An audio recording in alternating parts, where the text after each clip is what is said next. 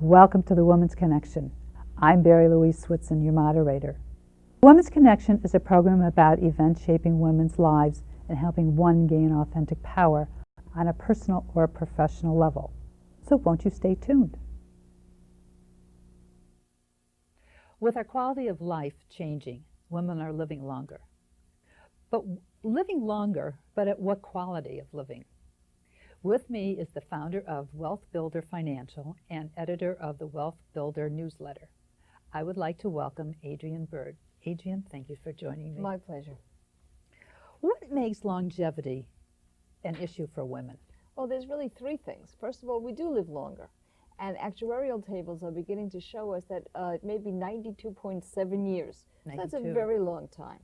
And it's the women who are reaching that actuarial age. Second of all, we earn less. So put that together, earning less, living longer. The good news is you're going to live longer. The bad news is you can't afford it. Well, then what do you do? But there's a third one. The third one is, on top of all this, we're the caretakers. So that it becomes a woman's issue, even for the baby boom woman, who may be called upon to take care of her mother or her father. Mm-hmm. And for the older couple, when the husband does survive, and he may have Alzheimer's or Parkinson's, it's usually the wife taking care of him. If she becomes ill, it's very difficult for him to go back and take care of her. So it's a woman's issue in terms of caretaking, in terms of money, and of course in terms of a healthy, long life. Wow, we've got quite a few issues coming in. Well, I call it the longevity crisis, but it's a crisis based on something wonderful. The fact is, we really have longevity. It's an amazing statistic. People 79 years old today have the same lifespan projection as 65-year-olds had in 1936 when we made Social Security. So it's a great new pioneer world. Okay, so how are women pioneering it? Well, women are pioneering it because they're finding a way of living very well, enjoying life after age 80, after age 85. One of the problems that I have with my generation, the baby boomer, is we're not listening to these pioneers. If the settlers weren't listening to the pioneers, we might still, Baltimore might be our border right now. But the fact is we're not. We feel young. People over 50 feel very young today. I certainly do. We feel healthy, sexy, we look young, and we still see people who are 80 and above as the other. We tune out, or they're our parents, and we really can't bear their aging. So we haven't been listening to those pioneers. Now, because I do financial work, and many of my clients are the baby boomers and their parents, I'm listening to 80 and 85-year-old women carving out extraordinary lives after 80. What are they doing? Well, they're volunteering. Okay. They're going to school. They're learning instruments. They're walking. If you go to, I just did that the other day. I went on a diabetes walk. Well, there were many, many 75-plus women who had come. They looked wonderful. They looked beautiful. And they are finding the things that enhance their lives and helping others enhance their lives after 80. These are the pioneers. Well, how do we take control? Well, one of them is affordability. When you asked, so how do we afford it? That's not a simple question. All right. That is one thing we must take control of, and here's some ideas. One of the things that we often discuss in this country, you see it in ads, you see it everywhere, is retirement planning. But you hardly hear about post-retirement planning. And there is an extra stage of life. We are given this extra 30 years. And there's a lot of us. The greatest movement in our age group are people over the age of 100. There are 75,000 today. Wow. We're expecting to have 3 million in about 20 years. So people have to realize that this is a really long stage of life, just like midlife and childhood. So how do we afford this cost of longevity? One of the things we do is we do start to save younger. It is very important as baby boomers, even if it is the $2,000 you're allowed to put into your IRA, mm-hmm. You must do it because over the years it will accumulate to money. When I write my books, I always say there's no such thing as small money, just short periods of time to invest in. And now we have longer. So that's one piece of good news. Second, there are new products coming on the market. In Wealth Builder Financial, we're using and looking at products that didn't exist 10 years ago, just like there are drugs and cures that didn't exist. There's financial help that didn't exist. Annuities. Now, there are annuities that give you back guaranteed income no matter how long you live.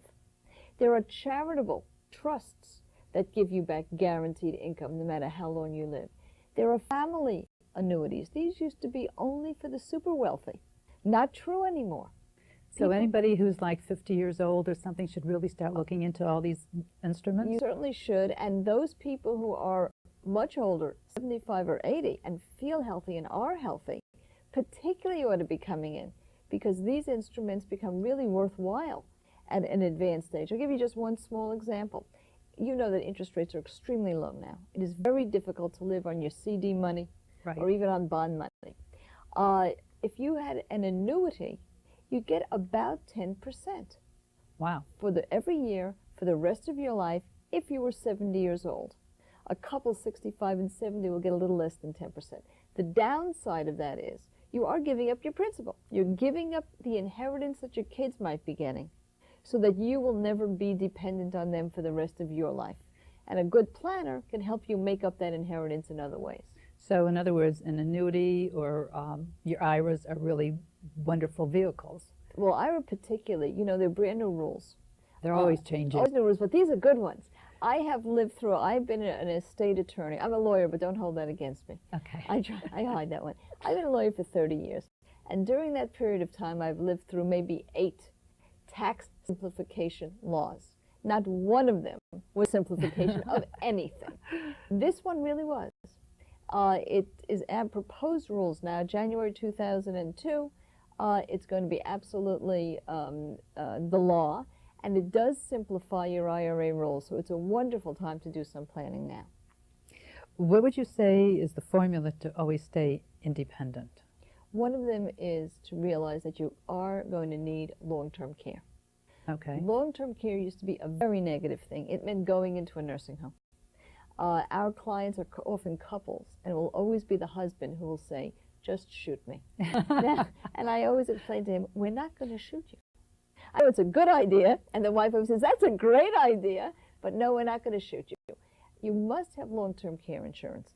First of all, I have worked with the government for years. I can tell you that they're atrophying these programs.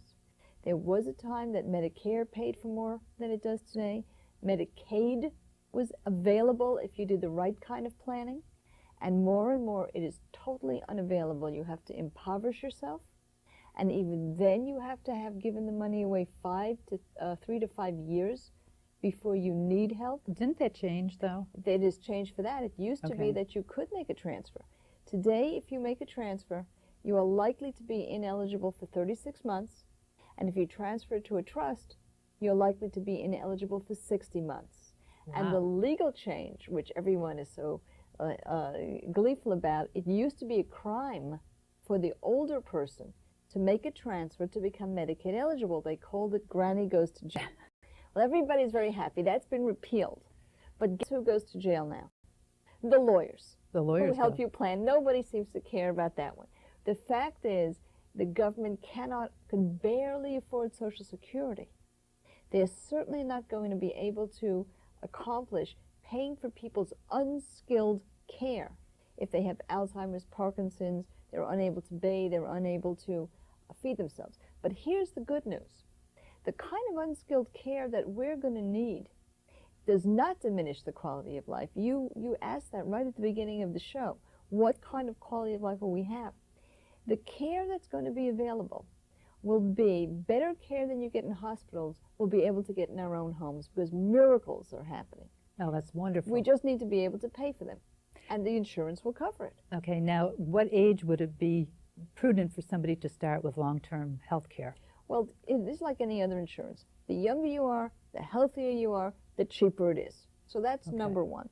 Unfortunately, my point is always that we are living longer, we can't afford it, and the reason is we really don't want to admit it. We're in denial, and part of it is because we do look so good.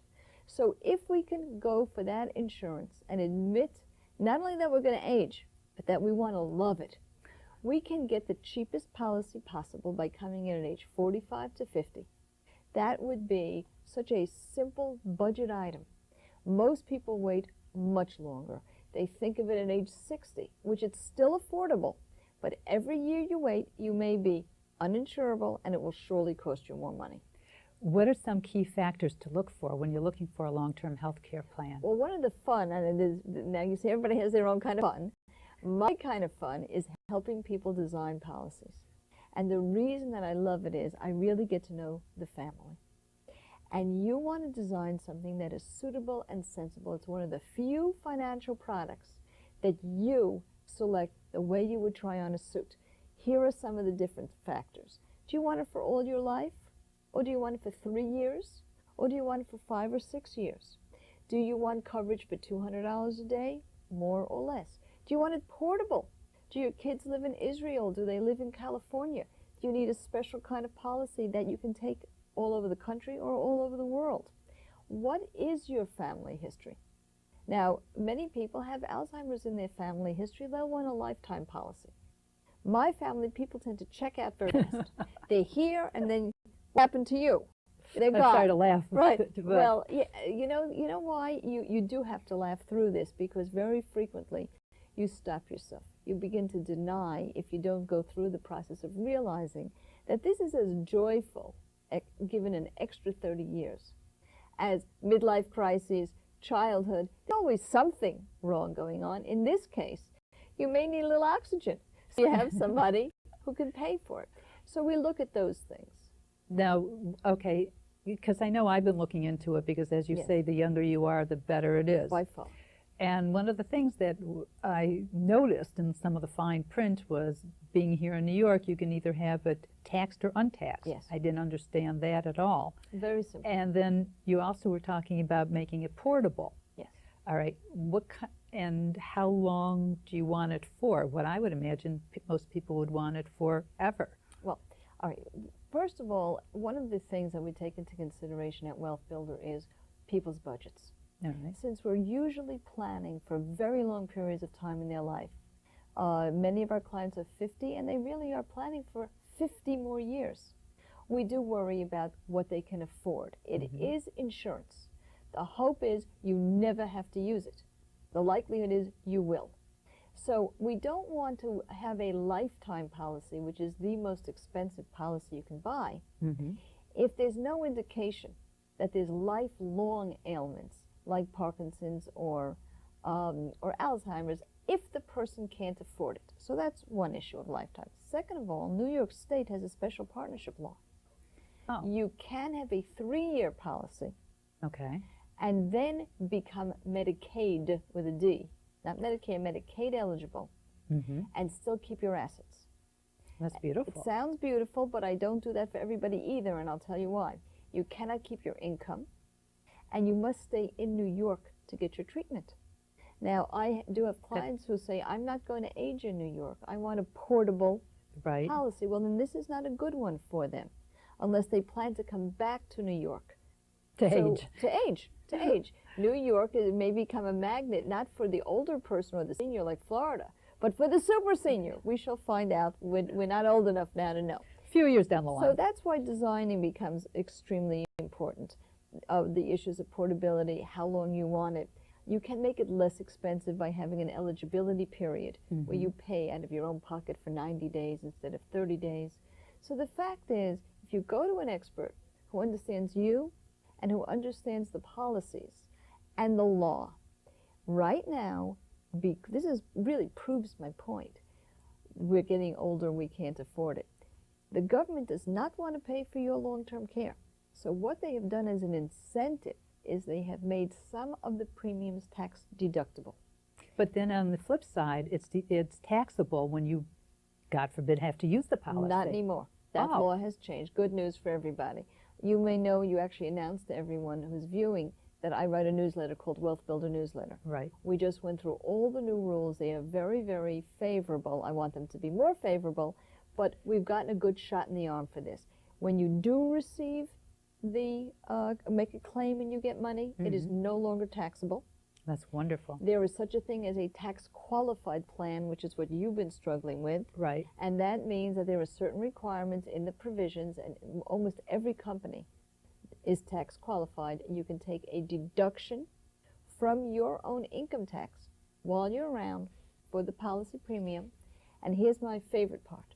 If you and a sibling pay for your parents' long-term care because you feel you're protecting yourself and your Right. own future so you don't have to stay home with them, you can get their deduction. That's marvelous. You and a sibling can get together, or you by yourself, if you're chipping in or paying for all of your parents' coverage, you can get a deduction, and they will not, of course, the parents will not be able to take the deduction. But this is the government sending a very clear message. We want you to self-insure. I don't see how anybody cannot self-insure if they can't afford, unless they can't afford it, Yes. which is also a possibility, especially with the economy the way it is. Well, there's always a concern, but budgeting is part of it, and that's why you do get to learn and know your client, know your customer. One of the other things that we do try to do is make sure the income stream in general is there, not only to pay for long-term care, but to pay for the lifestyles and the length of lifestyle that we're going to be enjoying. Sounds good to me. What is the community map, and how will that help us? Well, first of all, one of the things that we do find in the quality of life, and particularly with women who become widows, is they don't have a community. They don't have a network. If they have the wealth and interest of going into a continuing care facility, an assisted living facility, they have a little network. But even that is an artificial one. They're very frequently leaving their friends to make new friends, or they outlive their friends. Which many times is the case. Which is many times is the case. It's, as my mother, who's 85, would say, I'm not old. All my friends are old. How did that mental happen? attitude. Yes. But, of course, one of the great sadnesses of life is that your very nearest and dearest friends, not just husbands and wives and relatives, but they leave you. So what I ask my clients, particularly the older ones, and very frequently it helps the baby boom children a lot, is to make a map. A real map. I don't care if they make it with crayons. I learned this from the landmark education, which is really for business and relationships. It has nothing to do with aging. But I asked them to write down their community. And I don't mean their neighborhood. Who do they really impact and who impacts them? It could be friends. It could be people miles away. It could be the nurses of their doctor. It could be the receptionists from their doctor's offices. It could be a community they'd like to be in, like taking care of kids and being grandparents and great-grandparents. And by looking at who's really around them, they not only feel less alone, but they begin to have access to things, horticultural societies, theater groups, all the things that make you feel much less isolated. And again, we're talking about healthy seniors. And healthy doesn't mean that there's nothing wrong. So it keeps the mind stimulated. Mind, body, activity. You create your own community. The diabetes walkers. These were people that didn't have diabetes. They had created a walking group for themselves. And today, social workers talk about something called NORCs, naturally occurring retirement communities. Oh, interesting. It can be in a suburb. It can be in a high-rise building in Manhattan. People who are older carrying keys for each other's apartments, making calls. These are people who have volunteered for each other. It's very informal. NORCs, you call every single day at 3 o'clock to make sure that your friend is okay. This becomes part of your community map.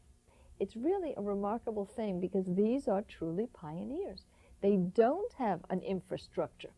They're making up old age as they go along, and they're making it up for us. Well, that's fantastic. They're leading the way. They're pioneers, as you're talking They're about. What miracles can baby boomers expect for their longevity? Everything. I am so lit up every time I do my research for investing. Wealth Builder is an investment newsletter. Wealth Builder Financial is an investment program. And I do a lot of stem cell research, a lot of research on curative drugs, and we can really expect to live healthier and better. What's new in the housing? Well, again, the NORCs, assisted living, continuing care, and more than ever, high-rise assisted living. I think that sounds like everybody should get together in their own community or their own building and put together a whole group of people to help one another. You've got power. What do you read to keep abreast of everything? Once again, all the investment literature, the gerontological literature, certainly, Okay. and the popular magazines, more coming out. Modern maturity, terrific. One of the problems baby boomers are having is how to deal and cope with their parents. I mean, they're in their 50s, 60s, their parents, their 80s and 90s. How do they deal with it? Yes, I've written a lot of articles. My favorite is called How to Survive Your Parents' Old Age. They'll be fine. How will you be? True. Well, here are some of the things that baby boomers ought to know. One of the areas of pioneering is in medications. There are 7 major medications that most people over the age of 65 are prescribed, and they have different kinds of interferences with each other. There are side effects they cause. So one thing that you can do is go on to WebMD, and you will be able to see the 7 types of medication, so that when mom calls and says, I have a pain here, right? And of course you know nothing about medicine, but you're supposed, the implication is you have to now be her doctor. You will know whether or not that might be from her medications causing difficulty. You can speak to the pharmacist, and you can speak directly to the doctor. Another thing you should know, and I've spoken to doctors everywhere, internists, gerontologists, they say use the fax machine. The fax machine? Yes, they are very busy. It is difficult to get them on the telephone, and of course the baby boomer may be at work when mom calls. So what do? Don't panic. Fax your doctor. That is one of the things that you can even establish with the receptionist or nurse when you know who they are and who your parents are going to see. Another thing that we've learned is open a dialogue. It is painful, but it only takes a moment to say, I really need to talk to you about your finances. And it's not because I think that you're going to leave us. It's just the opposite. And if you put that on that footing, it's because I do believe you're going to live a very long time. I want to sit down and I want to make sure that the quality of your life is great every minute. You'll get a little resistance. I think of a lot of resistance, I know, from a lot of people. Yeah, but you know what? It goes away. And I always use the IRS. The IRS, and I love them. I actually did a TV show called IRS Tax Beat. They were my sponsor.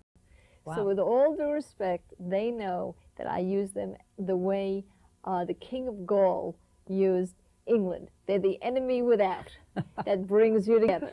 And I always say, if the parents won't speak to you about money, you go and say, you know, the government is going to take everything. The government is going to tax us. All of a sudden, you see them slipping at the table. They begin to sit down and talk to you because really, they've worked so hard for their money. And if they see a danger, they will talk to you about it. So these are some of the things you can do. You should also know that the government now, as an employer, is developing courses, and I'm working with that, for working people, because the statistics show that in 2005, more people will be taking care of their older parents and losing work days than they're taking care of children. Wow, so what a change. Yeah, right, so we're not alone. None of us are alone in the issue of surviving our parents' old age. And it's quite a challenge. It's a big challenge. Because it's especially if you live out of the state, if you're not in the same city as they are, how do you communicate and what do you do? Yes. I have an amazing story. I was actually at the Bush inauguration watching. I went to the ball, which was wonderful, and I actually couldn't buy a dress until I asked my mother if she liked it. We have a very close relationship. But I was at the ball the evening. During the day, it was raining, muddy. We're in front of the beautiful stand in Washington, watching the swearing in, and the fella next to me was on the telephone trying to find his mother's doctor. Oh my goodness. The entire inauguration, this fellow was in a panic. He couldn't get out. He was boxed in. Boxed in, and he was the point man. His mother had been taken. She was in another state. Wow. Had been taken to the hospital. It wasn't terribly serious, but you could see that this was a person who was taking hours during his day, every day. It wasn't a woman's issue in this case, but more than often than not, it usually is. Right. And I'm sure that this wasn't the first time that it happened. He had 2 phones so that he could try to get 2 different doctors at the same time. Oh my goodness. It was an amazing scene. Wow. I really feel sorry for that gentleman. But this is happening all over the country. I have gone to a cash register to buy something. The person is on their phone. Did you eat your prunes, Ted? You know exactly what they're talking about because it happens to all of us. And it will. So it's quite important to get a network together of dialogue with the parents, dialogue with the neighbor. Very true. Very particularly if you're not living in the same state.